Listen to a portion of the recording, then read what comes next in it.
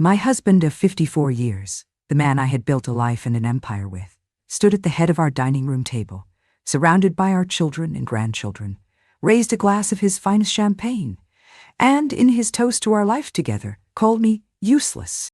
He had no idea that that one single, carelessly cruel word would cost him everything. Hi everyone, I'm Grandma Katherine. My name is Catherine Sterling. I'm 80 years old, and for the past 2 years, my home has been here, in a quiet little apartment in Boston. Though for my entire life before that, my home was a rambling, beautiful old house in the Connecticut countryside, a house that I helped build, a house that I loved, and a house that I loved, and a house that I, in the end, was forced to leave. This, my goodness, this is a story I have kept locked away in the most private vault of my heart. It is the story of a 54-year marriage, and of the single moment that brought it all crashing down.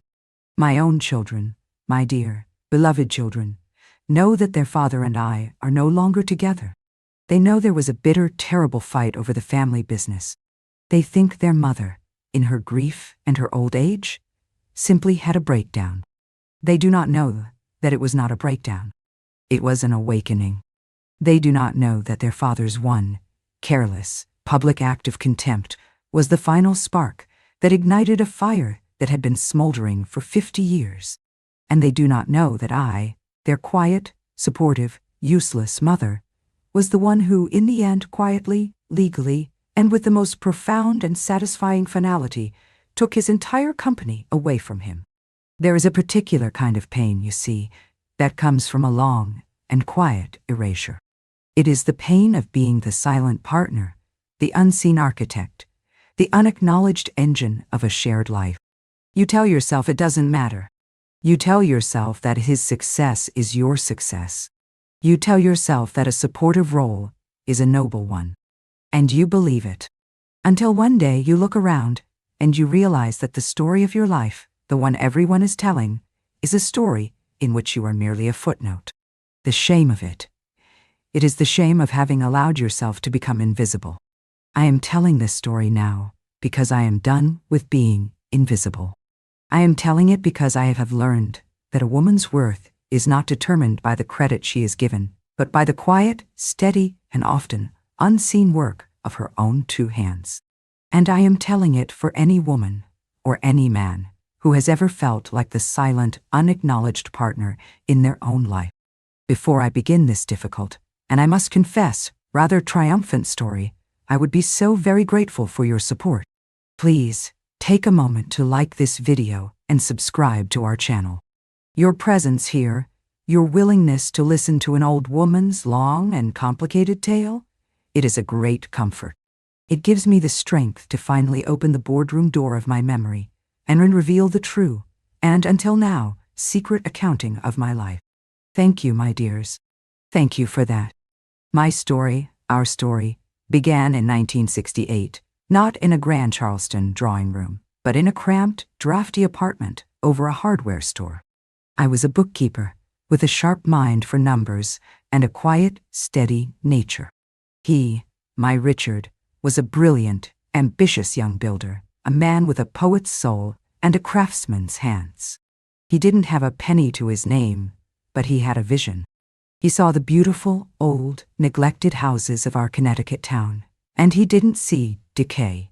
He saw potential. He was a man who could see the beauty in things that others had discarded. Our life, in those early years, was a whirlwind of hard work and shared dreams. Our dates were not to fancy restaurants. They were to dusty, abandoned farmhouses that he wanted to resurrect. Our love was built on a foundation of sawdust and paint fumes, and the quiet, shared satisfaction of a hard day's work. We were a team, a true and equal team. He was the visionary, the artist. He could see the hidden beauty in a crumbling foundation, the elegant lines beneath a century of neglect. And I was the pragmatist, the engine, the one who made his beautiful dreams a reality. I remember one night, in those very first years, when we were on the verge of losing everything. We had poured all of our money, and the bank's money, into the restoration of our first big project, the old hemlock mill. A payroll was due, our suppliers were demanding payment, and we were $2,000 short. I will never forget the look on his face. He was a proud man, and he was defeated. "It's over, Kath," he'd whispered, his head in his hands. I was a fool. I aimed too high. I didn't say a word. I just poured him a cup of coffee and I went to work. I sat at that kitchen table all night, with my ledger books, my invoices, and my quiet, steady determination. I called our suppliers at dawn. I renegotiated our payment terms. I moved money from one account to another. I found a flaw in our tax accounting that would result in a small but immediate refund. I found the $2,000. When he woke up, I slid a piece of paper across the table to him. It was a balanced budget. He had looked at me, his eyes full of a relief and a gratitude so profound it was almost worship. He took my hands that were smudged with ink from the ledger, and he held them to his lips. "You are my secret weapon, Katherine Sterling," he'd whispered. "The whole world sees the houses I build, but you are the foundation that no one sees, and without you, it would all turn to dust." In that moment, I had never felt so seen, so loved, so essential. We built our company, Sterling Homes, on that foundation. He was the face of it, the charismatic, brilliant visionary who charmed the clients and the banks. I was the silent partner, the one who managed the books, who negotiated with the suppliers, who hired the subcontractors, the one who made sure the beautiful, rickety, and often chaotic engine of his creative genius actually ran. And it did run. Our business boomed. We bought our beautiful old house in the countryside. We had our children, our dear Michael and our sweet Anne. We built a beautiful, successful, and deeply happy life. And for 20 years, I was his secret weapon, his partner, his equal. The change, when it came, was not a sudden, violent storm. It was a slow, almost imperceptible shift in the climate. It was a cooling. It began when the business grew from a small local company into a regional powerhouse. He started spending more time in the city, at meetings with bankers and investors. He started wearing expensive, tailored suits that I had not picked out.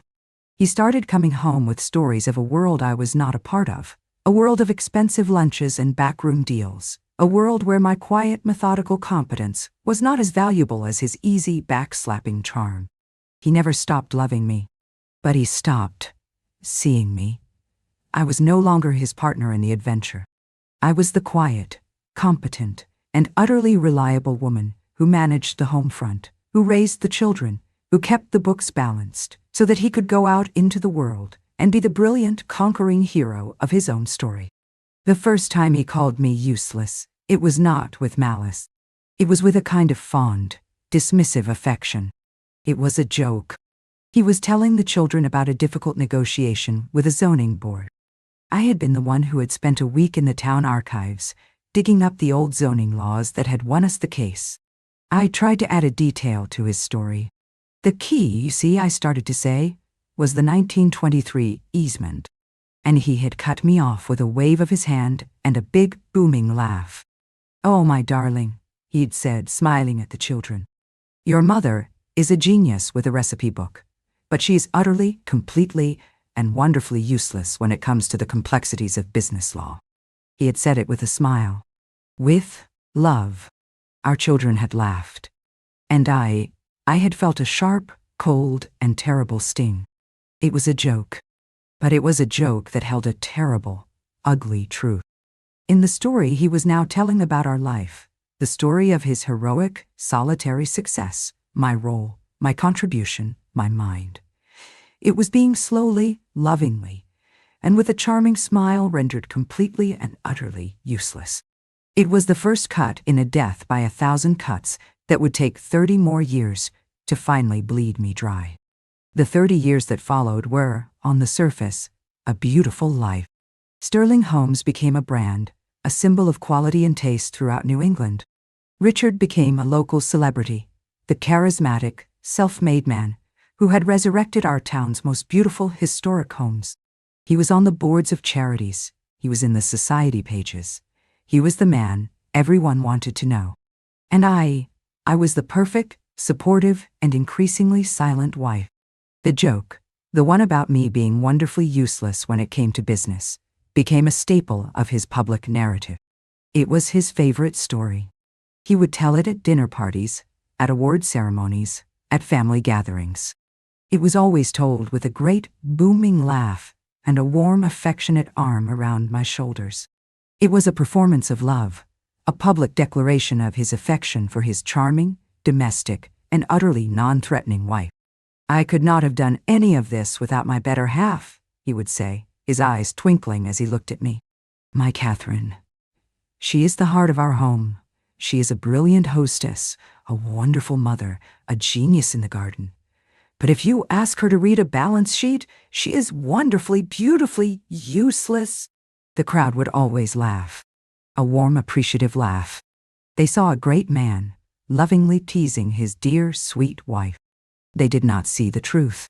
They did not see that with every telling of that joke, he was chipping away at my history, at my contribution. He was erasing the woman who had sat at the kitchen table all night, balancing the books that had saved his company. He was erasing the partner and replacing her with a prop. And I played my part. What was I to do?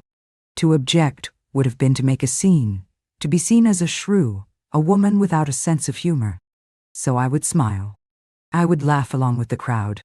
And with every forced laugh, a small, quiet, and essential part of my own soul would my inner life became a quiet, lonely place. I poured myself into my children, into my garden, into my home. I was the silent, unpaid, and unacknowledged chief operating officer of our entire domestic world. I managed the staff. I managed the finances of the house. I managed the social calendar. I created the perfect, seamless, and beautiful world that allowed him to go out and be the brilliant, conquering hero of his own story. Our children, Michael and Anne, grew up in the shadow of their father's larger-than-life personality. They adored him. They saw him as a giant. And they saw me as their loving, supportive, and, yes, slightly old-fashioned mother. The one who baked the cookies and kissed the scraped knees, and who, of course, knew nothing of the complex, important world of business. The narrative Richard had created for the world became the narrative of our family. And then there was Jennifer. She came into our lives about 20 years ago. Her name was Jennifer Hayes. She was hired to be Richard's personal secretary. She was not beautiful. She was not glamorous. She was a quiet, plain, and intensely competent young woman. And she worshipped him. I saw it from the very first day. She would look at him with a kind of dog-like devotion, her eyes following him around the room. She anticipated his every need. His coffee was on his desk before he asked for it. The files he needed were open on his desk before he knew he needed them. She was a perfect, silent, and ruthlessly efficient extension of his own will. Richard, my Richard, a man who had grown so accustomed to being the center of his own universe, he blossomed under her constant, quiet, and unwavering adoration. She was not a partner. She was not an equal. She was a disciple. And he, in his later years, found that he preferred disciples to partners. I was not jealous of her. Not at first. I was grateful. She made my life easier. She managed his travel, his schedule, the endless demands of his public life. She was the gatekeeper to my husband, and she was always so very polite, so very respectful to me. "Good morning, Mrs. Sterling," she would say, her voice a quiet, respectful murmur. "Mr. Sterling has a board meeting until noon, but he asked me to make sure you had the car at your disposal if you needed it for your garden club."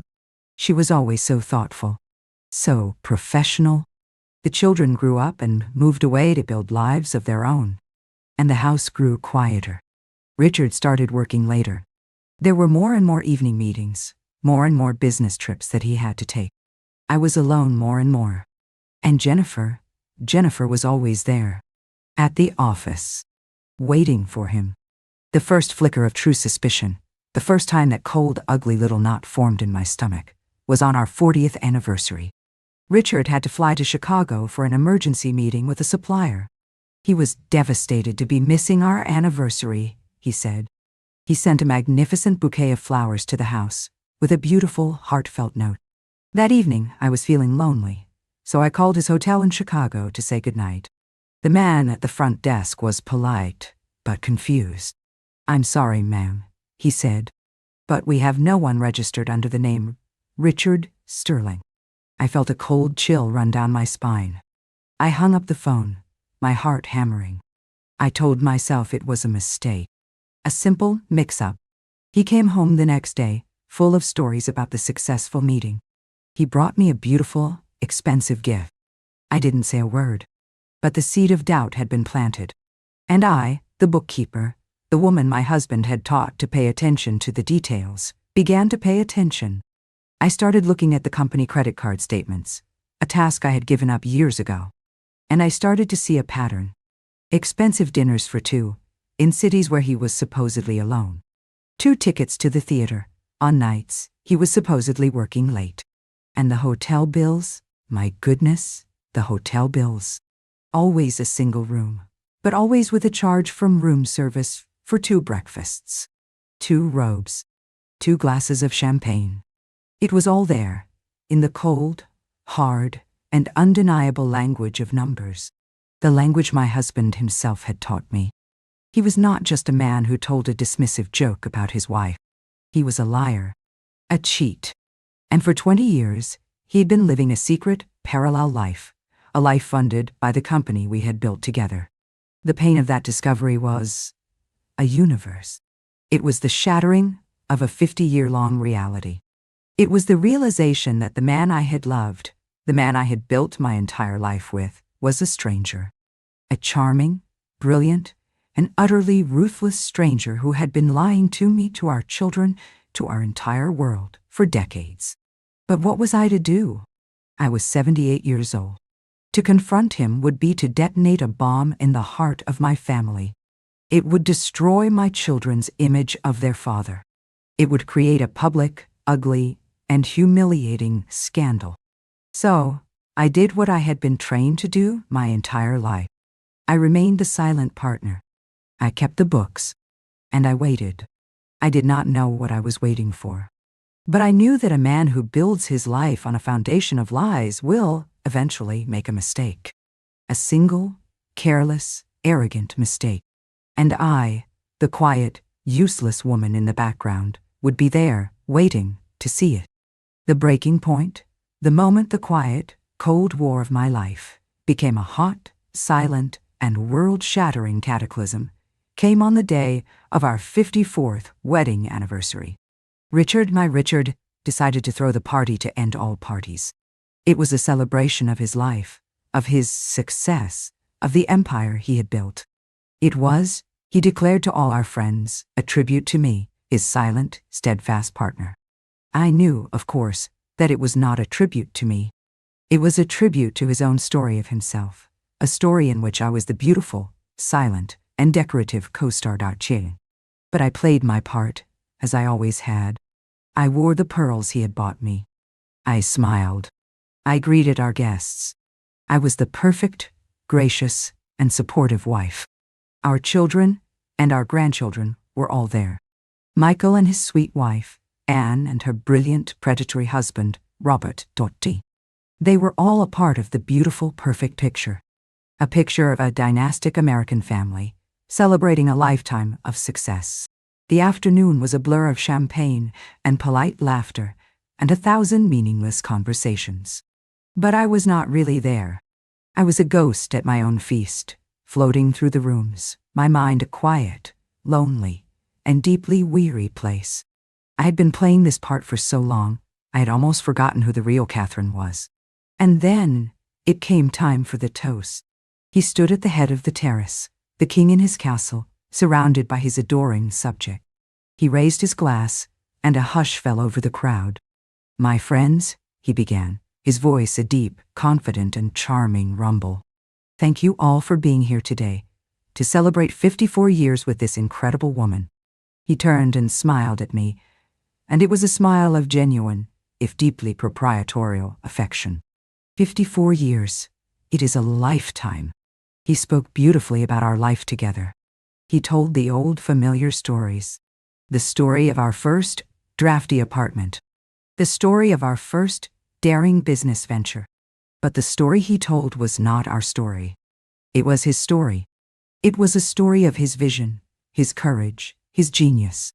The word was the hero of every sentence. The word we was a footnote. I built this company from nothing, he said. I took the risks. I made the hard decisions.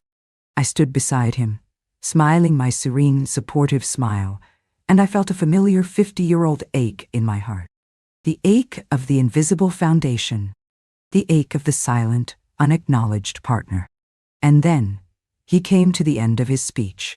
He raised his glass higher. He looked at me, his eyes twinkling with that familiar, charming, and utterly dismissive light. And I could not have done any of it, he boomed, his voice full of a grand, magnanimous warmth, without my secret weapon.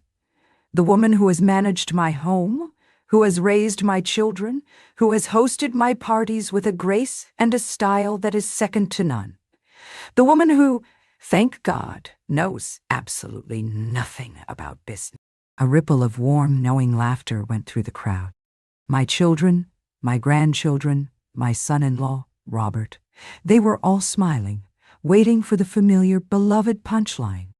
I have said it before, and I will say it again, he continued, his smile widening as he looked directly at me, a look of pure, fond, and utterly devastating condescension. When it comes to the complex, difficult, and important world of finance, of business, of the very empire that has given us this beautiful life, my dear, beloved Catherine is wonderfully, beautifully, and completely useless. And in that moment, in that bright, sun-drenched, and laughter-filled moment, surrounded by my entire family, something inside me that had been slowly, quietly, and painfully dying for 50 years, finally, and with a terrible, silent, and irrevocable finality, broke. It was not the word itself. I had heard that word 1,000 times. It was the audience. It was the occasion. It was the final, public, and celebratory coronation of a story in which I simply did not exist. He was not just telling a joke. He was delivering a eulogy. The eulogy for the woman I had once been. The partner. The foundation. I looked at my children, my beautiful, loving children, and I saw that they believed the story completely. They were laughing at a joke that was, in fact, the central defining tragedy of my entire life. And they had no idea. I looked at my husband, the man I had loved, the man I had built a world with, and I did not see the charming, brilliant boy I had married. I saw a stranger, a cruel, arrogant, and deeply lonely old man, a king who had become so consumed by his own myth that he could no longer see the woman standing right beside him. And in that moment, the love I had for him, a love that had been the sun in my sky for 54 years, simply went out. It was not a dramatic, fiery death. It was a quiet, cold, and absolute extinguishment. The party continued. I smiled. I mingled. I was the perfect hostess to the very end. But I was a ghost. A polite, smiling, and beautifully dressed ghost, haunting the ruins of my own life. That night, after the last guest had departed, after the house was finally, mercifully, quiet, I went not to our bedroom, but to the small, quiet guest room at the end of the hall. And I locked the door. I did not sleep. I sat in a chair by the window, and I watched the moon travel across the sky. And I made a decision. A quiet, cold, and perfectly logical decision. The war was not a war of emotion. It was a war of ownership.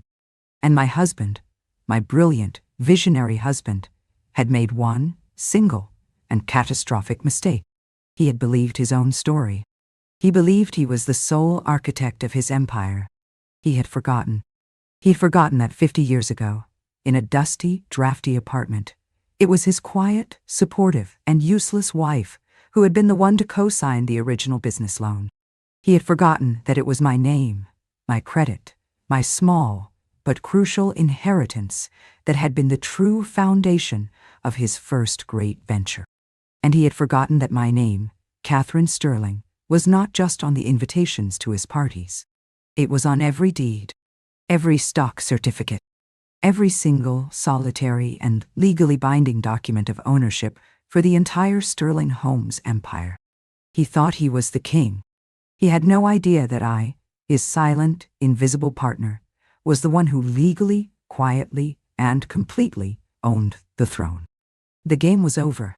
He had delivered his final killing blow. And now, it was my move. The morning after my own public execution was the first morning of my new life. The 54 years of quiet, wifely accommodation had been burned away in the fire of my husband's final, casual cruelty.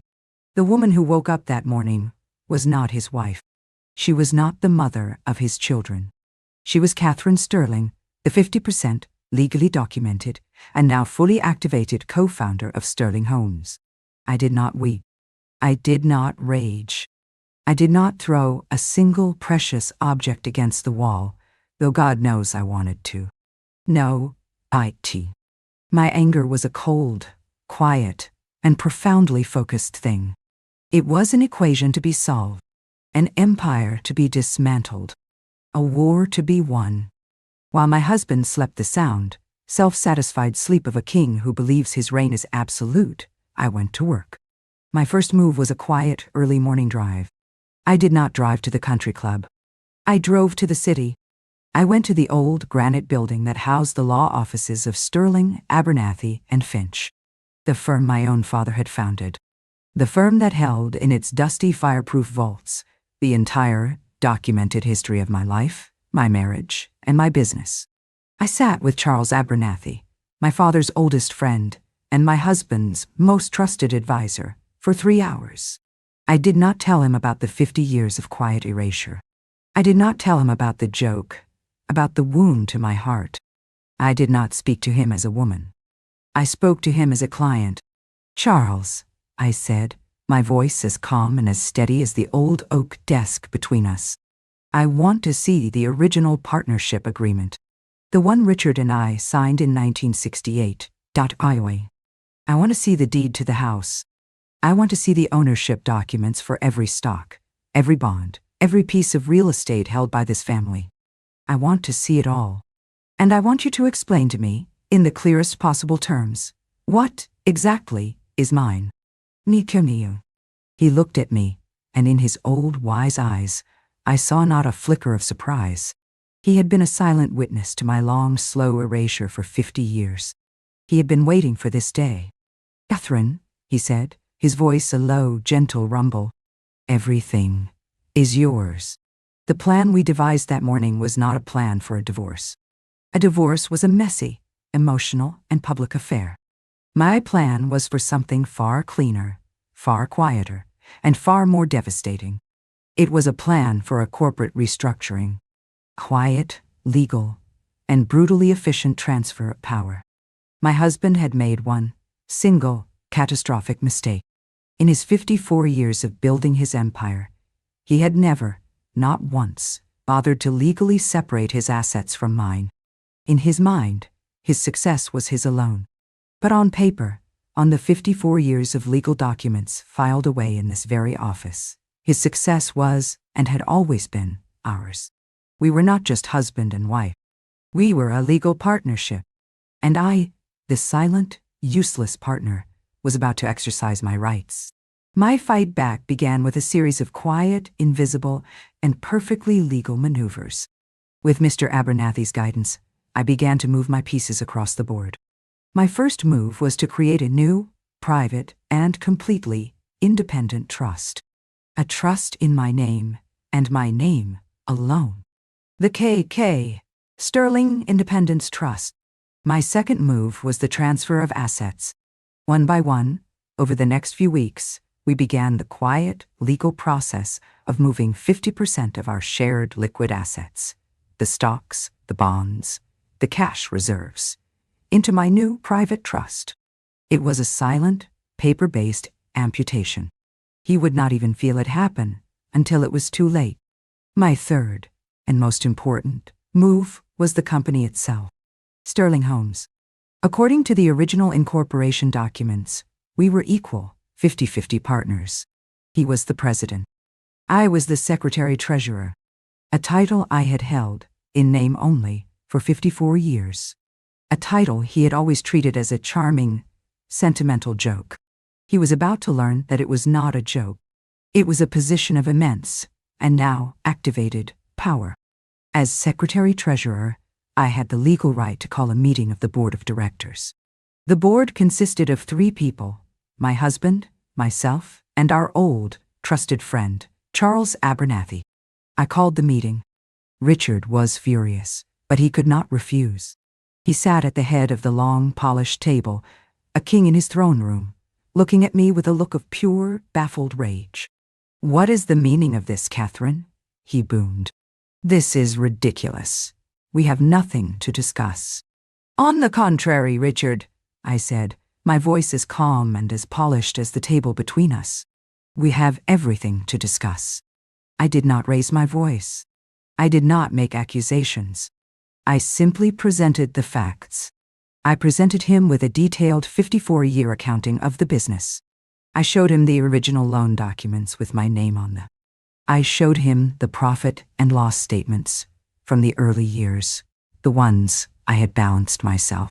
I showed him the deeds, the stock certificates, the partnership agreements. I laid out the entire, documented, and legally irrefutable history of our shared success. And then I presented him with my proposal. "The company," I said, "is to be divided, as is my legal right as a 50% partner. You will retain the commercial development arm of the business, all of the new, modern, and soulless projects you are so fond of. And I will take the historic restoration division, the heart of the company, the part of it that your father-in-law and I built with our own 2 hands. He just stared at me, his face a mask of pure, uncomprehending shock. You can't be serious," he stammered. "I have never been more serious in my life," I said. And then I played my trump card. "Or," I said, letting the word hang in the silent, tense air, "we can present this matter to a judge. We can have the courts decide. We can spend the next 5 years of our lives in a very loud, very messy, and very, very public legal battle that will drag our name, our family, and the 54 years of your own carefully crafted myth through the mud." Nearly. I let him see the abyss, the public humiliation, the discovery. The one thing a man like my husband, a man who had built his entire life on the foundation of his own heroic narrative, could not possibly bear. He was a proud man, and in that moment, I used his own pride as my weapon against him. He was a king who was being offered a choice: give up half his kingdom or watch the whole thing burn to the ground. He knew he was beaten. He knew I had him. The game was over. He did not speak. He just gave a single, sharp, and almost imperceptible nod. The trap was sprung. The war was won. But I was not finished. There was one final piece of business. One final, quiet, and deeply satisfying move to be made. The month that followed our boardroom confrontation was the quietest, coldest, and most civilized war I have ever known. Richard and I were ghosts in our own home, 2 polite, silent strangers sharing a beautiful 54-year-old tomb. We did not shout. We did not argue. We communicated only through our lawyers. He was a broken man. I had not just taken half of his company. I had taken his story. The beautiful, heroic myth of the self-made man. The story he had spent a lifetime perfecting had been shattered. He looked at me, and in my quiet, resolute calm, he saw the undeniable, living proof of his own lie. And he could not bear it. He moved into the guest wing of the house. We were like 2 feudal lords, each ruling our own small, silent territory. The division of our assets, our life's work, proceeded with a brutal legal efficiency. He kept his new, shiny corporate world, and I kept the heart. I kept the historic restoration division, a part of the business that still held the soul of my father and the hands of my husband. I renamed it. It is no longer Sterling Homes. It is the Sterling and Ainsworth Restoration Company. My name, my father's name, is back on the door. But I knew, with a certainty that settled deep in my bones, that I could not stay. This house, it was no longer a sanctuary. It was a battlefield, and it was haunted by the ghost of the woman I had been, the quiet, accommodating wife who had allowed herself to be erased. To truly be free, I had to leave her behind. My final act, the one that was not about business, but about my own soul, was my departure. The day I left, he just stood there, at the top of the stairs, watching me. He did not ask me to stay. He knew he had no right. His pride, the very thing that had caused this great gaping wound between us, would not let him. He just said one thing.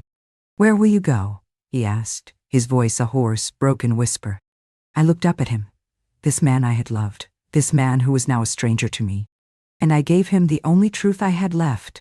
"I am going to find a place," I said, "where I am not useless." And I turned, and I walked out the door, and I did not look back. I left the house, the gardens, the life we had built. I left it all. I moved to Boston, to a city where I was not Mrs. Richard Sterling, the supportive, useless wife. I am just Katherine, and it is a wonderful, liberating thing to be. I started a small, non-profit foundation, the one I had always dreamed of, one that gives grants to young artisans and craftsmen, the people who, like my father and my husband, build beautiful things with their own two hands. I am, for the first time in a very long time, building something of my own. My children, it has been difficult. The truth of their father's narrative, and of my long, silent complicity in it, has been a hard pill for them to swallow. But they are good children, and they are, slowly, beginning to see me, not as a mother, but as a woman. And Richard, he still has his company. He still has his success. He still has his beautiful, empty house. He has everything he thought he wanted. But he is a king in a kingdom of one. A lonely, old man, haunted by the ghost of the foundation he never saw, and the secret weapon he never knew he had. I learned the hardest lesson of a long life, that a partnership is a delicate, living thing. And if one person is allowed to become the sun, the other will inevitably be forced to live in the shadows. And nothing, not even love, can grow in the shadows. He did not mean to be cruel. He just forgot. He forgot about the girl at the rickety kitchen table. He forgot about the woman who had co-signed the loans. He forgot that his empire was built not on a single pillar, but on two. And his final, terrible joke was not a joke about me. It was a joke about himself. He was the one who had been blind. He was the one who had been a fool. So if you are out there, and you feel that you are living in someone else's shadow, that your own light is being dimmed, please remember this old woman. Do not wait 54 years. Do not wait for the one, final, unforgivable cut. Your story is your own. Your life is your own. And you are not, and you have never been, useless. Thank you for letting me share this long and complicated story with you. It is a good reminder, I think, that it is never too late to become the architect of your own life. If you have found strength in this story, please take a moment to like this video, subscribe to our channel, and press that little notification bell so you don't miss what's next. And in the comments below, I would love for you to share a story about a time you rediscovered your own essential value. Love you all. This is Grandma Katherine, and I'll see you in the next story.